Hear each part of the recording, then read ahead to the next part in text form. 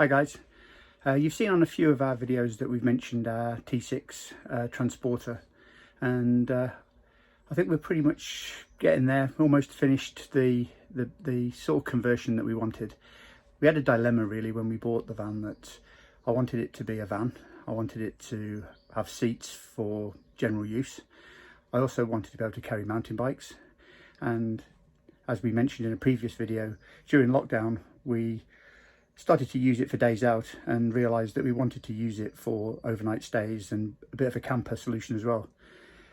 So we've made quite a few additions to the van, and I thought I'd give you a quick walk around today and show you what's been done and how it actually looks now it's been finished and all ready to go. So yeah, let's have a walk around and I'll show you what's been done. So here he is in all its glory. The van started off as a T30 edition model, and the first thing we did was to put a blackout panel and window in the side so that it just looks a little bit different from a normal combi. We had the windows fully darkened with limo tint, and as you can see we've now had the Skyline roof with a 150 watt panel put on the top, and we've got the Fiamma side awning. I've had it lowered just 40mm, and I've got the original wheels on, and the black wrap put on the bonnet just to stop from stone chips really. That was the main intention of that. So the basic outside of the van I think looks quite sleek, quite smart. The red colour's growing on me. I didn't originally intend to go red, but it was one available with the spec that I wanted. And as you can see with the Edition model, you've got a comfort pack in the cab, and it pretty much drives like a car, to be honest with you. You've got all of the normal holes that the van comes with on the dash covered up with proper cupboards. I've put the seat covers on, which are quite nice, and we've also, on the pop top, we've had the panel pulled across at the top so that it hides all of the bellows and the material that you would normally see when you close down the roof. It's a DSG box, and quite a nice driving position to be in. So let's look at the back of the van then now. And my original dilemma was to have something that we could camp in but also carry mountain bikes. So as you can see here, I've had a pod made for the left hand side, which I'll talk about in a second, and I use a bike stow bike carrier that will carry two mountain bikes quite comfortably. I use the spare space. I only really carry one bike at a time, but I use the spare space on the side there for a box that holds my jet washer and some water. And then on this side we've had a pod made so that the pod can pull out but also be used inside the van if the weather's rubbish. So as you can see, the lid lifts up, it reveals the gas hob and sink, and on the end here we've got a voltmeter which tells us what the leisure battery is doing, but also a 12-volt socket and a couple of USBs. And we've placed all of the electrics down the side of the pod, so they're quite easy to get at. You just pull out the pod and switch them on. And I've got a 240 hookup where, when that's in use, I can just put the consumer unit on and we're good to go. On the roof there, you can see the inside of the pop top has been carpeted, and we've got a couple of spots down the sides, so it's quite well lit when it's all done.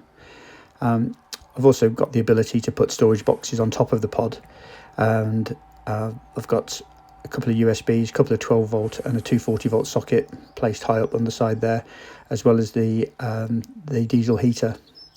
So you can see here what it looks like with the pod out. So you can stand underneath the tailgate quite comfortably and cook, and get access to the drawers underneath where we keep bits of food and cooking utensils and that sort of stuff, but also the small gas bottle and the clean and waste water canisters go underneath there. So it's quite a nice little device, and it works off the leisure battery, so we've always got power to it, and the solar panel also trickle charges the leisure battery as well.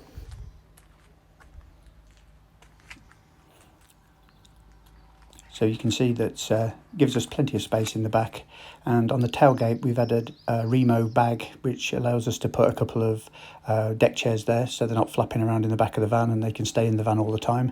And on the left hand sliding door we've also had a van shades table fitted, so that allows us to have a table and chairs, and we've put the shades that you can see here on the rear on each side door, so that we can black it out quite easily. For cooking, in the drawers here we've got a couple of Ridge Monkey pans, I've got a kettle and a small pan, and the small sink, and that works fine. We've also had a little light fitted, which is a push light, that allows us, when we're cooking outside, if it's getting dark, to throw some light on the cooking area, which is quite useful. So looking in from the side then, as I mentioned before, I keep a little box and some water there for my jet washer for when I'm washing the bikes down. I don't like putting the bikes into the van dirty, but the bike stow solution works really well. It just fastens down to the ground and lets you keep both wheels on the bike to put it away.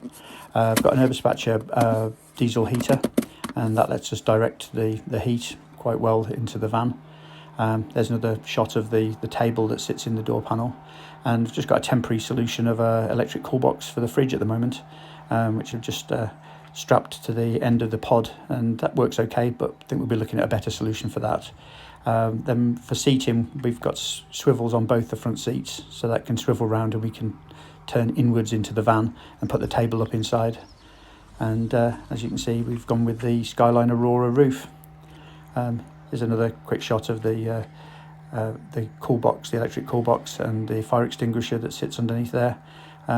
So it all sits together quite neatly, and I think the pod with another bit of extension on the frame would probably make a decent single bed if I needed to as well. And a couple of coat hooks on the back of the seats just to help with a bit of extra storage. So it does what we need it to do, really. I'm quite pleased how it's all come out.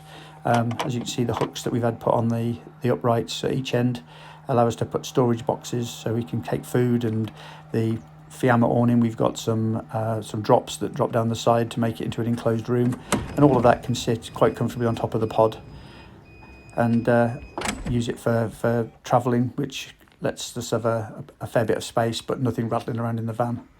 So there you go, there's the high level view of the van. So there you have it, our T6 semi-conversion, if you like. Certainly set up how we want it. Who knows, in the future I might do a full camper conversion and put the bikes on the back, who knows. But for now I think it will fit the purpose of what we aimed for, and yeah, I hope you found it interesting. But we're going to be doing a few adventures in the van and mountain bike trips and stuff, so no matter how you came across this video, please subscribe, like, share, and hope you'll come on a bit of a journey with us. Okay, see you again. Cheers.